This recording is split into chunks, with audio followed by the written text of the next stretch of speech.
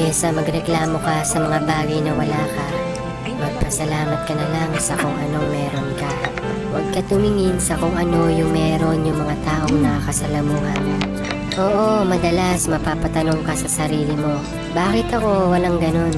Bakit ginagawa ko naman ang lahat pero hindi ko nakukuha yung mga bagay na gusto ko? Lagi naman akong nagdarasal pero hindi naman pinagkakaloob sa akin. Alam mo kung anong sagot dyan? Hindi man binibigay ng Panginoon sa atin yung mga hinihiling natin, pero meron siyang binibigay na hindi natin hinihiling. Yung magugulat ka na lang, ba't nangyari yun? Ba't bigla kang sinuwerte sa ganong bagay? Kaya kung ano yung meron ng iba, maging masaya ka.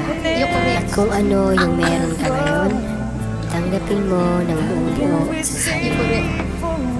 Dahil nilikha ang mga tao na hindi pare-pareho ang kapalaran.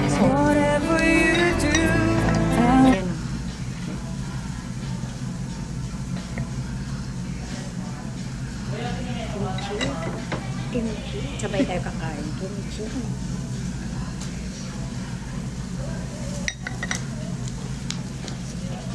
Kata yung